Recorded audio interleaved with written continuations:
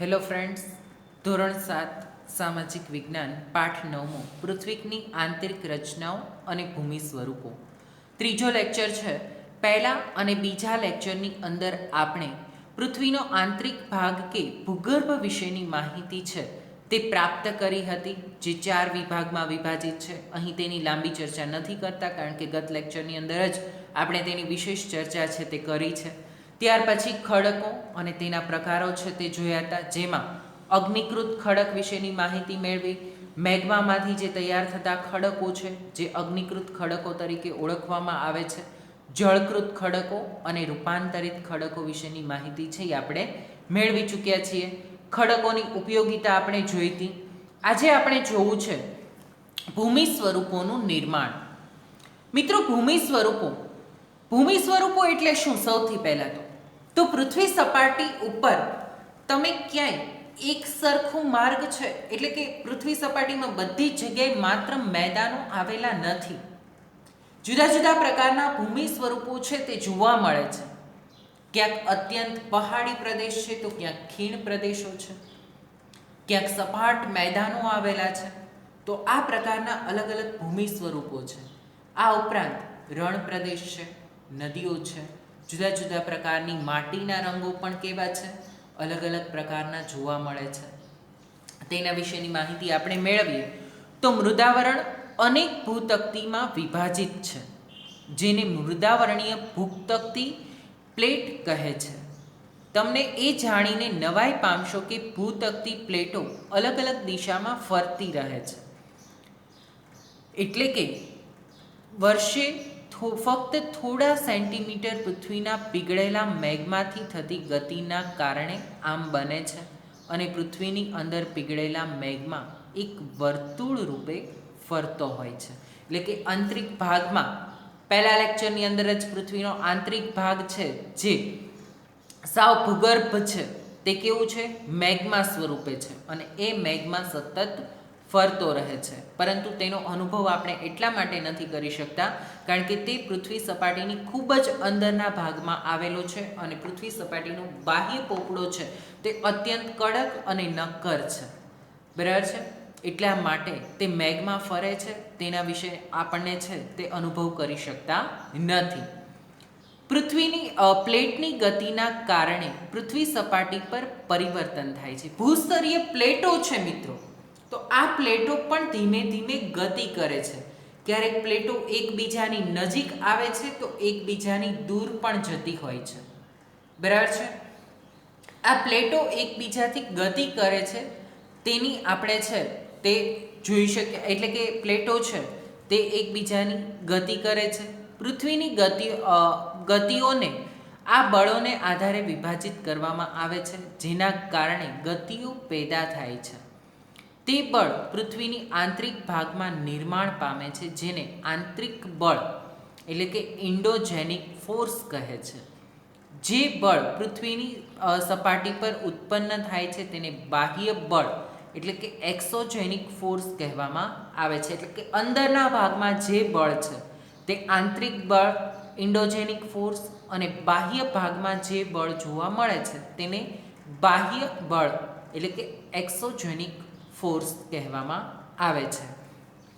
આંતરિક બળ ક્યારેક આકસ્મિક ગતિ પેદા કરે છે, તો વળી ક્યારેક ધીમી ગતિ, ભૂકંપ, જ્વાળામુખી જેવી સ્મિક ગતિને કારણે પૃથ્વીની સપાટી પર પરિવર્તન થાય છે. ભૂકવચ પર ખુલ્લું એક એવું છિદ્ર છે કે જેમાંથી પીગળેલા પદાર્થ અચાનક નીકળે છે, અને તેનાથી તેને જ્વાળામુખી કહેવામાં આવે છે. એટલે અંદરના ભાગમાં જે બળો છે તે શું કરે છે? બાહ્ય એટલે કે બહારની તરફ આવવાનો પ્રયાસ કરે છે.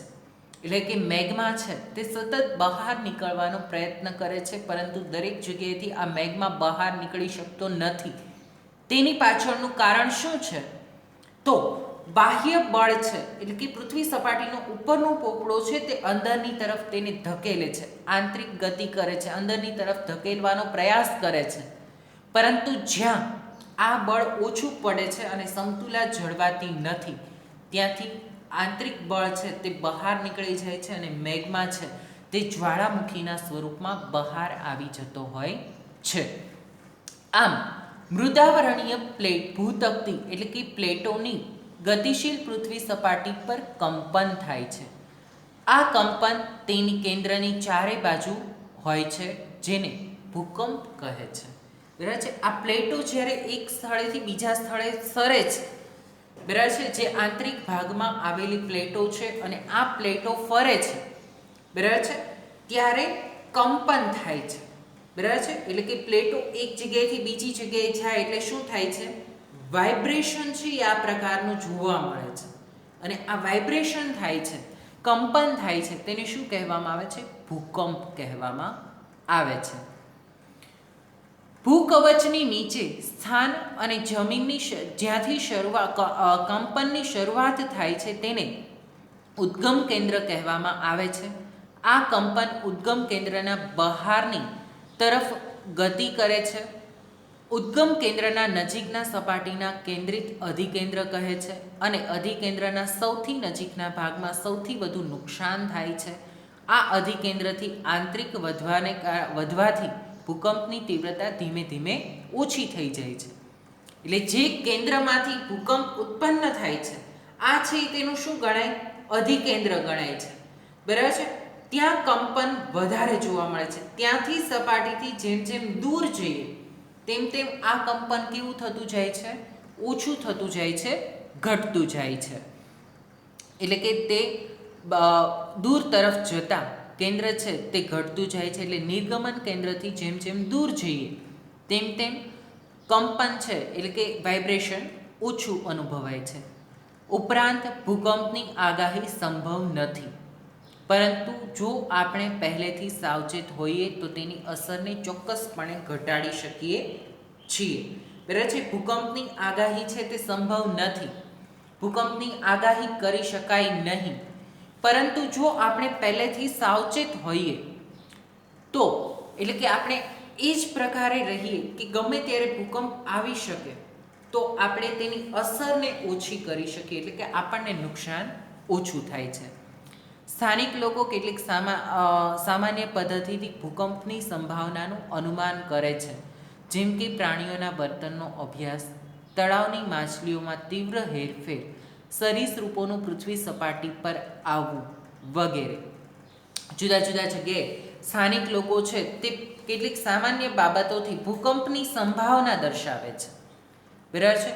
જેમ કે સરીસૃપો, પેટેથી સરકીને જે પ્રાણીઓ ચાલતા હોય છે તે આ સરીસૃપો પ્રાણીઓ જે હોય છે, બરાબર છે, સાપ ને વગેરે, તે જમીનની અંદર હોય છે તો ઉપરના ભાગમાં આવી જાય છે, કારણ કે તે આ ભૂકંપની તીવ્રતા એટલે કે ભૂસ્તરીય પ્લેટો હલવાની ક્રિયાને પહેલેથી જાણી જતા હોય છે. માછલીઓ છે તે તળાવની અંદર હોય છે તો માછલીઓ પણ તીવ્રતાથી એક સ્થળેથી બીજા સ્થળે એટલે કે દોડવા માંડે તો એવો અનુમાન લગાવી શકાય કે ટૂંક સમયની અંદર ભૂકંપ આવશે. આમ જુદા જુદા પ્રાણીઓના વર્તન પરથી આપણે છે તે ભૂકંપ વિશેની માહિતી છે તે પ્રાપ્ત કરી શકીએ છીએ. હવે આપણે જોવું છે મુખ્ય ભૂમિ સ્વરૂપો. મુખ્ય ભૂમિ સ્વરૂપો કયા કયા છે? તો ઘસારણ, ધોવાણ અને પરિવહનના અને નિક્ષેપણ જેવી પ્રક્રિયા દ્વારા ભૂસપાટી સતત બદલાતી રહે છે અને પૃથ્વી સપાટીની પર ખડકોના તૂટવાથી ઘસારણની ક્રિયા થાય છે. ભૂમિ સપાટી પર જળ, પવન અને હિમ જેવા વિભિન્ન ઘટકો દ્વારા થતા ક્ષયને ઘસારણ કહીએ છીએ. પવન, જળ વગેરે ઘસારણયુક્ત પદાર્થો એક સ્થળેથી બીજા સ્થળે જાય છે અને તેને પરિવહન કહેવામાં આવે છે અને તે પદાર્થોનું અન્યત્ર નિક્ષેપણ કરે છે અને ઘસારણથી નિક્ષેપિત થયેલી સુધીની આ ક્રિયાને પૃથ્વી સપાટીમાં વિભિન્ન ભૂમિ સ્વરૂપોનું નિર્માણ કરે છે. બરાબર છે. 3 પ્રક્રિયાથી ભૂમિ સ્વરૂપોનું નિર્માણ છે તે થતું હોય છે. બરાબર છે. જેમાં ઘસારણ, ધોવાણ, પરિવહન અને નિક્ષેપણ. બરાબર છે. ઘસારણ એટલે શું? તો પૃથ્વી સપાટીના ખડકો તૂટવાની ક્રિયા છે તેને ઘસારણ કહેવામાં આવે છે. બરાબર છે. એટલે કે ખડકો છે તે ઘસાઈને તૂટવા લાગે, તેના કણો છૂટા પડે છે તો તેને ઘસારણ કહેવામાં આવે છે. એટલે તે ક્રિયાને ઘસારણ કહે છે. ભૂમિ સપાટી પર જળ, પવન, હિમ જેવા વિભિન્ન ઘટકો દ્વારા થતા ક્ષયને ઘસારણ કહેવામાં આવે છે. પવન, જળ, ઘસારણયુક્ત પદાર્થો એક સ્થળેથી બીજા સ્થળે જાય તો તેને શું કહેવાય છે? પરિવહન કહેવામાં આવે છે. એટલે કે એક સ્થળેથી બીજા સ્થળે જવું, ઘસાઈને પથ્થરો, માટીના કણો એક સ્થળેથી બીજા સ્થળે જાય તો તેને પરિવહન કહેવામાં આવે છે. અને તે પદાર્થોનું અન્યત્ર નિક્ષેપણ કરે છે. ઘસારણથી નિક્ષેપણ સુધીની આ ક્રિયા દ્વારા પૃથ્વી સપાટીના વિભિન્ન ભૂમિ સ્વરૂપોનું નિર્માણ થાય છે. ત્યાર પછી આપણે જોવું છે નદીનું કાર્ય. નદી આપણને કઈ રીતે ઉપયોગી થાય છે? પછી નદીનું શું કામ છે? નદી આપણે કઈ રીતે ઉપયોગમાં લઈએ છીએ? તો નદીનું કાર્ય જોઈએ તો નદીના પાણીથી જમીનનું ઘસારણ થાય છે. જ્યારે નદી નક્કર ખડક પરથી સીધા ઢોળાવવાળી ખીણ કે નીચાણવાળી ભૂમિમાં પડે છે ત્યારે જળપ્રપાત કે ધોધ, તમે જોઈ રહ્યા છો બાજુના ચિત્રની અંદર ધોધ છે તે જોવા મળે છે. આ શું થાય છે? તો નદી છે તે ઊંચાણવાળા વિસ્તારમાંથી નીચે તરફ જ્યારે આવે છે ત્યારે જળપ્રપાત કે જળધોધ તરીકે તેને આપણે ઓળખીએ છીએ. જ્યારે નદી મેદાની ક્ષેત્રમાં પ્રવેશ કરે છે ત્યારે તે વળાંકવાળા માર્ગ પર વહન કરે છે. બરાબર છે? મેદાની ક્ષેત્રમાં પ્રવેશ કરે છે એટલે પહેલાં તો નદી શું હોય છે? ધોધ સ્વરૂપે હોય છે. બરાબર છે? પછી તેનો પ્રથમ તબક્કો છે તે શું હોય છે? તો એ મેદાનમાં પ્રવેશ કરે છે. ધોવાણનો પ્રથમ તબક્કો તમે જોઈ રહ્યા છો ચિત્રની અંદર. બરાબર છે? તો મેદાન તરફ પ્રવેશ કરે એટલે ત્યાં નદી છે એ કેવી થઈ જાય? આમ સર્પાકારે છે એ વહેતી હોય છે, વળાંકવાળા માર્ગ પર વહેવા લાગે છે. આ મોટા વળાંકોને સર્પાકાર વહન માર્ગ કહેવામાં આવે છે. ત્યારબાદ સર્પાકાર વહન માર્ગના કિનારામાં સતત ઘસારણ અને નિક્ષેપણ થાય છે અને સર્પાકાર વળાંકો સમય જતાં ખૂબ જ નજીક આવી જાય છે. બરાબર છે? પહેલાં છે તે સર્પાકારે ધીમે ધીમે વહેતી હોય છે, પછી શું થાય છે?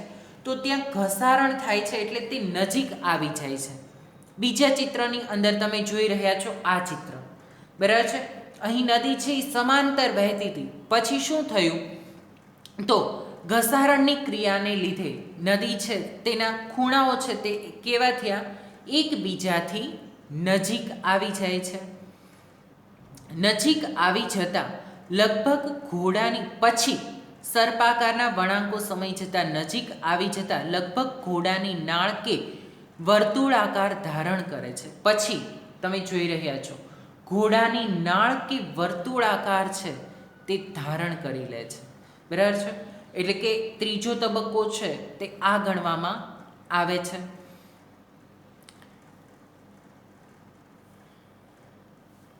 ત્યારે નિક્ષેપણથી જે વળાંક ભૂમિભાગો પર નદી પ્રવાહિત થઈ કપાઈ જાય છે અને નદી તેના લાંબા માર્ગને છોડીને સીધો માર્ગ ગ્રહણ કરે છે. નદીના છોડેલા નળાકાર ભાગમાં પાણી રહી જાય છે અને તેને નળાકાર સરોવર કહે છે.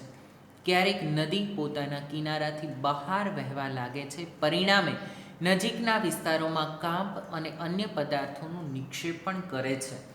તેને પૂરના મેદાનો પણ કહે છે. તેનાથી સમતલ ફળદ્રુપ પૂરના મેદાનોનું નિર્માણ થાય છે. જ્યારે નદીના કિનારે બંને મોટા પ્રમાણમાં માટીના કાંપ છે તેનું નિર્માણ છે તે થાય છે. નિક્ષેપણથી લાંબા અને ઓછી ઊંચાઈના ઢગ રચાય છે. તેને કુદરતી તટબંધ કહેવામાં આવે છે. આ પ્રકારના ઢગ છે તે રચાતા હોય છે. બરાબર છે? તેને કુદરતી તટબંધ છે તે કહેવામાં આવે છે. એટલે કે નદીઓના નિક્ષેપણની ક્રિયાને લીધે જ કુદરતી રીતે આજુબાજુમાં છે તે આ પ્રકારના ઢગો છે તે રચાઈ જતા હોય છે, જેને કુદરતી તટબંધ તરીકે ઓળખવામાં આવે છે.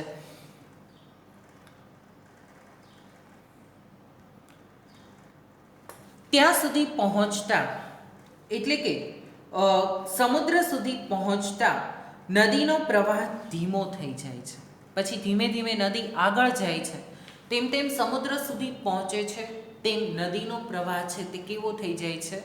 ધીમો થઈ જાય છે તથા નદી અનેક પ્રવાહોમાં વિભાજિત થઈ જાય છે, જેને શાખા નદીઓ કહેવામાં આવે છે. અહીં નદીની ગતિ ધીમી થઈ જાય છે અને તે પોતે સાથે લાવેલ કામ, રેતી, માટી કે અન્ય પદાર્થોનું નિક્ષેપણ એટલે કે બાજુમાં ઠાલવવા લાગે છે અને માટી અને અન્ય પદાર્થોનું નિક્ષેપણ કરવા લાગે છે. દરેક શાખા પ્રશાખા પોતાના મુખ્ય મુખનું નિર્માણ કરે છે અને બધા મુખોના નિક્ષેપણથી જથ્થાથી મુખ ત્રિકોણ પ્રદેશ એટલે કે ડેલ્ટા તૈયાર થાય છે. બરાબર છે. આપણે તેની વિગતવાર ચર્ચા છે તે કરીશું. તો નદી છે, તમે સામાન્ય એક ઉદાહરણ લઈએ. બરાબર છે. તમારી પાસે એક બોટલની અંદર પાણી છે. બરાબર છે. એ બોટલમાંથી તમે પાણીને ઢોળો તો શું થાય છે? તો સૌથી પહેલાં તો જમીનના જે ભાગ પર પાણી પડે છે ત્યાં કેવું થઈ જાય? ખાડો રચાય. બરાબર છે. અને પાણી સીધું નીચેની તરફ ગતિ કરશે. હવે એ પાણી છે એ કઈ દિશા તરફ ગતિ કરશે? તો જે નીચાણવાળો ભાગ છે તે દિશા તરફ એ ગતિ કરશે. અને શરૂઆતમાં તેની ગતિ કેવી હશે મિત્રો? તો એ ગતિ છે તે વધારે ઝડપી હશે. અને જે ખાડો રચાયેલો છે તેનાથી આગળના ભાગમાં પણ તે પાણી શું કરશે? નાના નાના ખીણ પ્રદેશો છે એટલે કે નાના નાના ખાડાઓ રચશે. આગળ જતાં આ પાણી છે તે શું થશે? જુદા જુદા ભાગમાં ફેલાઈ જશે અને તેની ગતિ સાવ મંદ થઈ જશે. બરાબર છે. અને જુદા જુદા ભાગમાં એટલે કે પાણી છે તે સાવ ફેલાવા લાગે છે અને ત્યાં છે તે ઘણી વખત બે ભાગમાં ફેલાય તો વચ્ચે જે ત્રિકોણ રચાય છે તેને શું કહેવાય છે? ડેલ્ટા તરીકે તેને ઓળખવામાં આવે છે. અને આ રીતે નદીઓ છે પછી શું કરે? તે નદીઓ છે તે પણ આ જ પ્રકારનું કાર્ય કરે છે. ઉપરવાળા ભાગમાંથી તે નીચે તરફ આવે છે ત્યારે આ પ્રકારનું કાર્ય છે તે થતું હોય છે. અને પછી નદીઓ છે તે પોતાનો કામ આજુબાજુમાં એટલે કે નદીની આજુબાજુના વિસ્તારમાં ઠાલવી દેતી હોય છે. ત્યાં સુધી રાખીએ છીએ આજનો લેક્ચર. હવે પછીના લેક્ચરની અંદર આપણે સમુદ્ર મોજાનું કાર્ય, હિમનદીનું કાર્ય અને પવનના કાર્ય વિશેની માહિતી છે તે મેળવશું. આજનો લેક્ચર અહીંયા સુધી રાખીએ છીએ. આજના લેક્ચરનું તમારું હોમવર્ક છે તેમાં ભૂમિ સ્વરૂપોનું નિર્માણ ટૂંક નોંધ લખો. બરાબર છે. એક જ ટૂંક નોંધ તમારે લખવાની છે, ભૂમિ સ્વરૂપોનું નિર્માણ. ત્યાં સુધી રાખીએ છીએ. Thank you.